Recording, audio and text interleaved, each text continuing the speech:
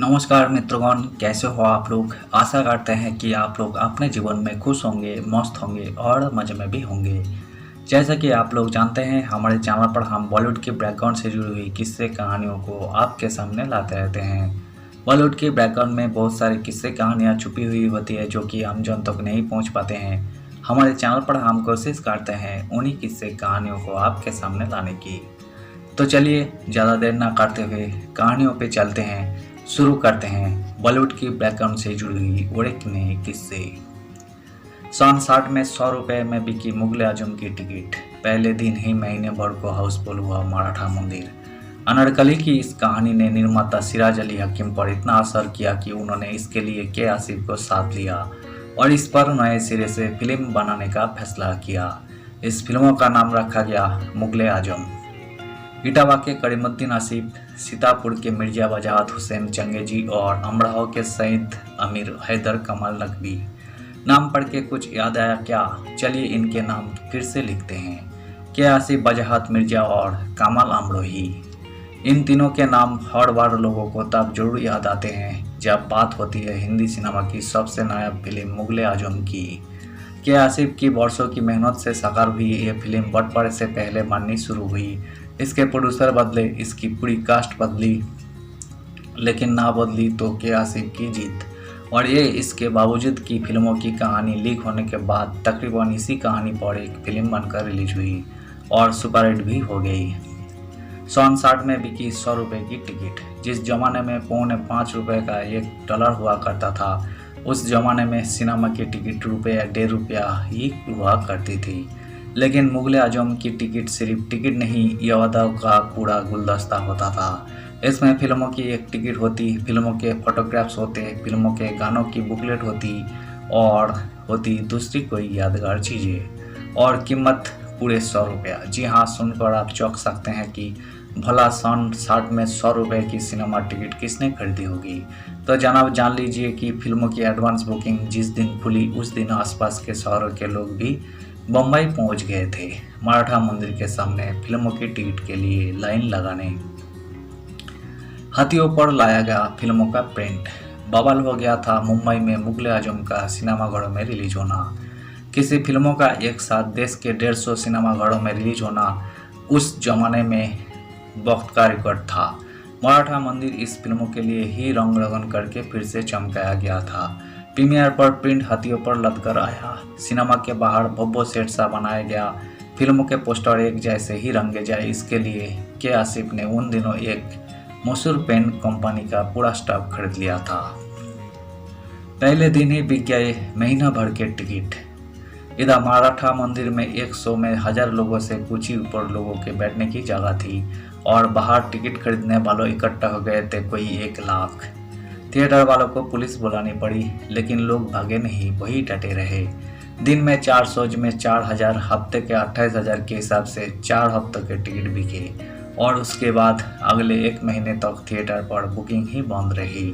मुगल आजम की रिलीज के समय ये भी भारत में हो चुका है कि लोग 3-4 दिन तक लाइन में लगे रहे। घर से खाना वाना कराता, रिलीवर फ्रेश होने के लिए रिलीव करता और लोग फिर आकर लाइन में लग जाते। एक साथ 3 भाषाओं में हुई शूटिंग। फिल्म मुगल आजम हिंदी सिनेमा के लिए एक फिल्म नहीं बल्कि कहानी है। हिंदुस्तानी, हिंदू व उर्दू के अलावा अंग्रेजी और तमिल में भी फिल्मों की शूटिंग तय हुई थी। हर सीन 3 बार शूट होता, लेकिन जिसका डर था बेदर्दी वही बात हो गई। अकबर के नाम से रिलीज फिल्म का तमिल संस्करण फ्लॉप रहा और के आसिफ ने इसके बाद उन सारे अंग्रेज एक्ट्रेसेस को वापस भेज दिया जिन्हें उन्होंने मुंबई बुलाया था इस फिल्मों की डबिंग करने के लिए। के आसिफ ने फिल्म पर दिल खोलकर पैसा बहाया, लेकिन फिल्मों में काम करने वाले कुछ लोग ऐसे भी थे जिन्हें पैसा काटता था, जैसे कि संगीतकार नौशाद। ऐसे राजी हुए बड़े गुलाम अली खां। हुआ यूं कि फिल्मों के लिए बड़े गुलाम अली खां को राजी करने के लिए पैसों की चमक ही काम आई थी। जिस जमाने में लता मंगेशकर और मोहम्मद रफ़ी जैसे काबिल सिंगर एक गाने का 400-500 रुपया लिया करते थे, बड़े गुलाम अली खान ने के आसिफ को भगाने के लिए एक गाने के 25,000 रुपये मांग लिए थे। के आसिफ तब एक बिग बॉस लेकर चलते थे। नोटों से भरा हुआ। उन्होंने वही ब्रीफकेस खोला और 25,000 रुपये बड़े गुलाम अली खां को थमा दिए। 2 गाने तय हुए। 50% एडवांस थमाकर के आसिफ वहाँ से आ गए। बड़े गुलाम अली खान फिल्मों में गाने को तौहीन समझते थे, लेकिन पैसा देख वही अब कैसे मना करते। मांग उन्होंने ही रखी थी, पूरी के आसिफ ने कर दी थी। नौशाद ने खिड़की से बाहर फेंक दिया ब्रीफकेस। ये अलग बात है, नोटों का एक ऐसा ही एक ब्रीफकेस लेकर के आसिफ जब पहुंचे थे संगीतकार नौशाद के घर, तो मामला उल्टा पड़ गया था। के आसिफ ने नौशाद के घर पूरी इज्जत से एंट्री ली, कुर्सी पर बैठे और कहा कि फिल्म मुगले आजम के गाने उन्हें ही कंपोज करने हैं, और ये कहकर उनके सामने ब्रीफकेस खोल दिया। के आसिफ इटावा के रंगबाज थे, तो नौशाद भी ठहरे लखनऊ के नवाबी अंदाज वाले संगीतकार। उन्होंने नोटों से भरा ब्रीफकेस उठाया और खिड़की से बाहर फेंक दिया। बेगम उनकी सनक देख सन्न, के आसिफ को काटो तो खून नहीं। 20 गानों में से फिल्मों में सिर्फ 12। नौशाद ने उस दिन उनसे बात तक नहीं की। उनको इस बात का ताप कि इसने कैसे पैसे को उनके हुनर का मालिक समझ लिया। नौशाद की बेगम ने बाद में दोनों में सुलह कराई। के आसिफ ने कान पकड़कर माफ़ी मांगी और तब जाकर काम आगे बढ़ा। फिल्मों के लिए कुल 20 गाने नौशाद ने बनाए थे। सारे गाने के आसिफ ने शूट भी किए, लेकिन फिल्मों की एडिटिंग के बाद फिल्मों में कुल गाने बचे 12। इन गानों में से हर गाना बेमिसाल। प्यार किया तो डरना क्या बनाने के लिए नौशाद के घर की छत पर पूरी रात जगा हुआ था। कन्हैया जी वाले गाने को लेकर भी तमाम जीरो और बहसें हुई। इम्तियाज अली के नाटक से निकला किस्सा। फिल्म मुगले आजम एक काल्पनिक कथा पर आधारित फिल्म बताई जाती है। इसका जिक्र इतिहास की किताबों में कम और किस्सों की किताबों में ज़्यादा मिलता है। पहल इस कहानी का जिक्र मिलता है इम्तियाज अली ताज के नाटक में। यह नाटक साल 1922 में लिखा गया। सलीम और अनारकली की इसी कहानी पर अर्देशीर ईरानी ने 1928 में अनारकली नाम से फिल्म बना दी। तब तक सिनेमा बोलता नहीं था। पर्दे पर आवाज़ आई तो ईरानी ने 7 साल बाद इस पर फिर से फिल्म बना डाली। अनारकली का रोल मिला नरगिस को। अनारकली की इस कहानी ने निर्माता सिराज अली हकीम पर इतना असर किया कि उन्होंने इसके लिए के आसिफ को साथ लिया और इस पर नए सिरे से फिल्म बनाने का फैसला किया।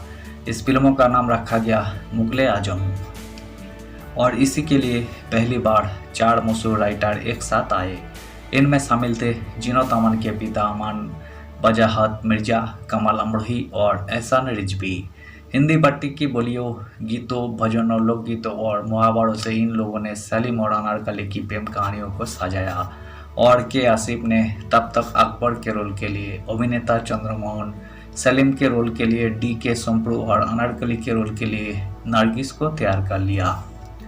फिल्म मुगले आजम की पहली शूटिंग बॉम्बे टॉकीज स्टूडियो में 1946 में, यानी आज़ादी के कुछ ही महीनों पहले शुरू हुई। पहले निर्माता चले गए पाकिस्तान। शूटिंग शुरू हुई कुछ ही महीने हुए थे कि बंटवारे का ऐलान हो गया। सिराज अली, जो फिल्मों में अब तक पैसा लगा रहे थे, वही पाकिस्तान चले गए। के आसिफ को समझ नहीं आ रहा था कि करे तो क्या करे। इस बीच चंद्रमोहन को भी दिल का दौरा पड़ा और 1949 में वही गुजर गए। सिराज ने एक बार यूं ही के आसिफ से जिक्र किया था कि मुंबई में कभी अगर पैसों की तंगी हुई इस फिल्मों के लिए तो दोनों मिलकर मुंबई की तमाम जमीन पर मालिकाना हक रखने वाले बिल्डर सपुरजी पल्लन जी से मिलकर पैसे की दरखास्त करेंगे। के आसिफ उन्हीं के पास जा पहुंचे। पल्लन जी को फिल्म प्रोडक्शन के बारे में तो कुछ नहीं पता था, लेकिन अकबर के चलाए धर्म दीन इलाही के वे बहुत बड़े फैन थे। बस अकबर के नाम पर उन्होंने इस फिल्मों के लिए अपनी तिजोरी खोल दी। कमाल अमरोही को के आसिफ की पड़ी डांट। ये उन दिनों की बात है जब किसी को किसी का कुछ पता नहीं होता था। शहर के एक तरफ से दूसरी तरफ तक लोग सफ़र करने से कतराते थे। कमाल अमरोही भी इसी झंझावात में किनारे हो गए। के आसिफ से उनका रास्ता ना रहा तो उन्होंने सोचा कि फिल्म बंद हो गई है। उन्होंने अनारकली नाम से एक फिल्म शुरू कर डाली। ये बात के आसिफ को पता चली तो वे जा धमके कमाल अमरोही के घर। अपने घर के आसिफ को देखकर कमाल हक्के बक्के के आसिफ ने उनको तगड़ी डांट लगाई। कमाल अमरोही को बात समझ आ गई। उन्होंने उस्ताद से माफ़ी मांगी और अपनी फिल्म बंद कर दी। लेकिन जो फिल्म बंद नहीं हुई वही थी नंदलाल जसवंतलाल की अनारकली। प्रदीप कुमार और बीना रॉय को लेकर बनी ये फिल्म 1953 में रिलीज हुई। और सुपरहिट रही, लेकिन के आसिफ ने यह फिल्म देखने के बाद भी यही तय किया कि उनकी फिल्म बंद नहीं होगी। दिलीप कुमार प्रीमियर से रहे गैर हाजिर। फिल्म मुगले आजम का जब बम्बई में मराठा मंदिर में प्रीमियर हुआ तो दिलीप कुमार उस प्रीमियर में नहीं गए थे। वजह था उनका गुस्सा, जो इस बात पर था कि के आसिफ ने उनकी बहन से बिना उनकी रजामंदी के शादी कर ली। दिलीप कुमार को गुस्सा इस बात पर भी थी कि उनकी बहन अख्तर ने भी कभी इसके बारे में भी उन्हें नहीं बताया। के आसिफ ने इस निकाह के बाद 2 शादियां और की, एक मशहूर नृत्यांगना सितारा देवी से और तीसरी मशहूर अभिनेत्री निगार सुल्ताना से, जिन्होंने फिल्म मुगले आजम में बहार का किरदार किया। वही बहार जो सलीम पर मरती है और एक दिन हिंदुस्तान की मल्लिका बनने का ख्वाब देखती है, लेकिन जब सलीम को अनारकली पर फिदा देखती है तो जाकर जिलेल्लाही से इसकी शिकायत कर देती है। रंगीन फिल्मों के प्रीमियर पर पहुंचे दिलीप कुमार, लेकिन ऊपर वाले के रंग देखिए कि जब इसी मुगले आजम को शोपुरजी पल्लन जी की कंपनी ने रंग रगन के साथ 12 नवंबर 2004 को दोबारा रिलीज किया तो उस प्रीमियर के चीफ गेस्ट बने दिलीप कुमार। धन्यवाद साथियों, आज की इस वीडियो में हमने मशहूर फिल्म रहे मुगले आजम फिल्मों से जुड़ी हुई किस्से को आज हमने आपके सामने रखने की कोशिश की है। उम्मीद है दोस्तों वीडियो आपको जरूर पसंद आई होगी। वीडियो पसंद आए तो लाइक कर दीजिएगा, चैनल पर नए आए हैं तो प्लीज़ एक सब्सक्राइब कर दीजिएगा। मिलते हैं नेक्स्ट वीडियो पे, धन्यवाद।